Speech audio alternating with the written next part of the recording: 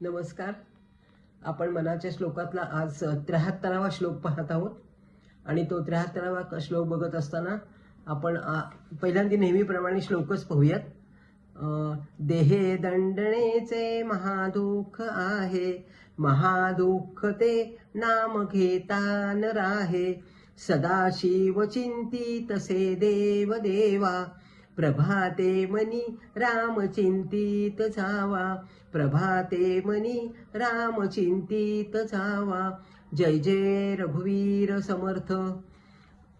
तसं बघायला गेलं तर आपल्या लक्षात येईल की हे इतकं छोटंसं पुस्तक, याच्यापेक्षा पण अजून छोटं पुस्तक मिळतं. एवढंसं छोटं पुस्तक, त्याच्यात 205 श्लोक आणि ते खिशात घेऊन फिरता येईल असं आहे. किती छान ना. त्या 200 श्लोकामध्ये ते इतकं महत्वाचं आहे की ते वाचता वाचता त्याचं आकलन होतं अर्थाचं, आपल्याला भावार्थ पण लगेच त्याच्यातलं. म्हणून आपण भावार्थ सांगण्याकरताच प्रयत्न करत आहोत. नुसतं अर्थवरनं चटकन कळत नाही. आणि ते जर असं आपण पाठ केलं ना तर आपल्याला इतकं आनंद होईल की 2-2 श्लोक रोज रोज म्हणत गेलं तर आपलं ते कधी पाठ होईल ते कळणार सुद्धा नाही.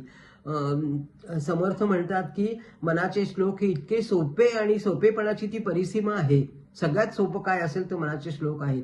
कर्मयोग आहे, त्याच्यामध्ये भक्तियोग आहे, ज्ञानयोग आहे, सदाचार आहे, सत्संग आहे, सुखदुःखाविषयी चर्चा केलेली आहे, सगुण आहे, निर्गुण आहे, नंतर ध्यान आहे, चिंतन आहे.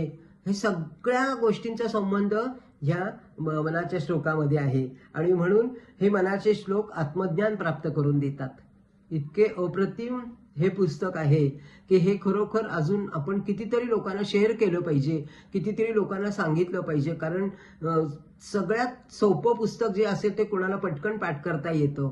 आणि म्हणून हे एक श्लोक नुसते श्लोक नाही येते, तर ते मंत्र आहेत. मंत्र येते, आत्मज्ञान देणारे मंत्र आहेत. आणि मंत्रात खूप पॉवर असते, नाही का. आपण ऋषीमुनींनी बघितलेलं, एक मंत्र म्हटलं तर त्यात किती पॉवर आहे. त्या मंत्रांनीच कितीतरी आपल्याला गोष्टी प्राप्त होतात. आणि म्हणून समर्थ याच्यावर जास्त जोर देतात. आता आपण श्लोकाकडे बघूयात. देहदंडनेचे महादुःख आहे. समर्थ सांगतात की प्रत्येक व्यक्तीला, प्रत्येक माणसाच्या शरीराच्या त्याला व्याधी असतातच. ह्या काही कधी चुकणाऱ्या नाही आहेत. आपल्याला ते माहिती, प्रारब्धाप्रमाणे आपल्याला त्या पुढे येतच असतात. सुखदुःख पण आपल्याला तशीच येत असतात, सतत येत असतात. ते माणसाला भोगावेच लागतात. तसंच दासबोधाच्या 10व्या शतकामध्ये तुम्ही जर वाचन केलं तर आपल्याला लक्षात येईल की त्याच्यामध्ये खरंच त्यांनी खूप छान दिलेलं आहे. त्याच्यात त्यांनी संसारी माणसाला काय काय दुःख येतात, संसारी माणसांनी कसं राहावं, कारण संसारी माणसांनी आपल्या देहबुद्धीला कसं सांभाळावं आणि संसारातनं परमार्थाकडे कसं वळावं, ह्याचं सगळं वर्णन त्यांनी केलेलं आहे 10व्या दशकामध्ये. समर्थ सांगतात की महादुःख हे जर येत असेल तर त्याच्यासाठी काय करायला पाहिजे. सोपं आहे. अंतःकरणापासून जितकं खोलवर आपण जाऊ, भगवंताचं नाव घेऊन आपल्या खोल आपल्या भगवंताच्या श्वासापर्यंत आपल्याला नाव जर पोहोचलं तर आपली दुःख निघून जातील. नाम घ्यायला स्थिर मन पाहिजे आणि नाम घ्यायला मन दिलेलं गेलं पाहिजे, मनापासून नाम घेतलं गेलं पाहिजे, तर महादुःख म्हणजे दुःख सुद्धा निघून जातील. म्हणून त्यांनी आपल्याला सांगितलं की स्वामी समर्थांचं एक उदाहरण त्यांनी खूप छान दिलेलं आहे आपल्याला. ते म्हणतात की माझे एक गुरु, स्वामी समर्थांचे गुरुबंधू होते आणि ते साधारण असे त्यांना एक दिवशी असं पायाला, आपण म्हणतो फोड, पण ते गळू झालेला होता. पूर्वी गळू म्हणायचे. आणि त्याचं तर ऑपरेशनच करावं लागतं, ते काढून टाकावं लागतं. आणि मग ते आता पायातून काढून टाकायचं तर त्याला डॉक्टर म्हणले की तुम्हाला भूल द्यावी लागेल. आता भूल द्यायची असेल तर ते म्हणले की मग मला काही भूल नका देऊ तुम्ही.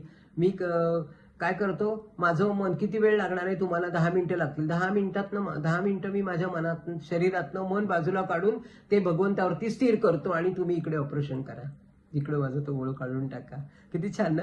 म्हणून त्यांनी सांगितलं की आपण जर शरीरातून आपलं मन जर काढून घेतलं आणि जर भगवंतावर स्थिर केलं तर आपल्याला कोणतेही दुःख आणि कोणतीही पीडा जाणवणार नाही. समर्थांना किती विश्वास आहे बघा.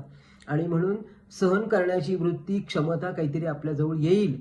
आणि हे त्यांना अपेक्षित आहे समर्थांना, म्हणून ते आपल्याला उदाहरण देतात. त्याच्यानंतर अजून त्यांनी खूप छान एक आपल्याला समजून सांगितले समर्थांनी की आता श्रावण मास आहे तेव्हा आपल्या सगळ्यांना आता भगवान शंकराची आठवण येणारच सोमवार म्हटला की. आणि भगवान शंकरांना ज्या वेळेला त्यांनी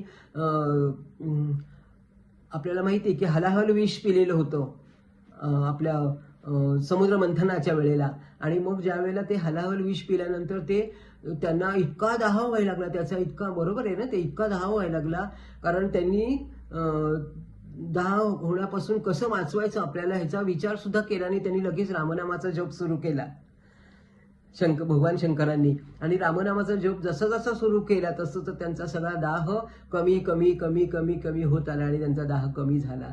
समर्थ म्हणतात त्याच्यापेक्षा दुसरं अजून काय पाहिजे आपल्याला. आणि म्हणून ते म्हणतात की जसं देवांचा देव आपण महादेव म्हणतो, तसं समर्थांना सांगायचं आहे की ज्या वेळेला रामावतारामध्ये रामांनी संपूर्ण देवांना रावणाने बंदिवासात ठेवलेलं होतं. हे सगळ्यांना छान माहिती एकदम की रावणाने इतके अत्याचार केले होते आणि देवांना सुद्धा त्यांनी बंदिवासात टाकलं होतं. आता देवांची तर सुटका केलीच पाहिजे, म्हणून त्यावेळेला रामांनी देवांची सुटका केलेली आहे बंदिवासातनं. मग त्यांना सांगायचं आहे की देवांचा देव राम पण आहे. शंकर तर आपल्याला माहितीच आहेत, पण रामावरती त्यांचं अतिशय प्रेम असल्या कारणाने त्यांनी ही गोष्ट प्रामुख्याने आपल्याला वाचनात दिली की तुम्ही राम सुद्धा देवांचा देव आहे हे असं तुम्हाला वाटलं पाहिजे. म्हणून सदाशिव चिंती तसे देव देवा.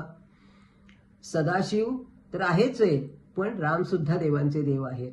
प्रभाते मनी राम चिंतित जावा. अशा प्रकारे तुम्ही जर प्रभातची वेळ कशी असते, किती क्षीण झोपेतनं गेलेला असतो, आपल्याला किती आपण ताजेतवाने झालेलो असतो, अशा वेळेला आपलं मन एकदम मोकळं असतं आणि अशा मोकळ्या मनामध्ये भगवंताचं नाव घेतलं की ते एकदम छाप पडते त्याच्यावरती. आणि म्हणून प्रभाते मनी राम चिंतित जावा हे इतकं स्पष्ट आणि सतत सतत सांगत आलेले आहे. त्याचं कारण तेच आहे की मन आपलं हे भगवंतापर्यंत गेलं पाहिजे, आतल्या रामाचं चिंतन झालं पाहिजे, आणि तेच आपल्याला तारून नेणार आहे. समर्थांनी सांगितलेला हा संदेश आपण नीट लक्षात ठेवूयात, आचरणात आणूयात.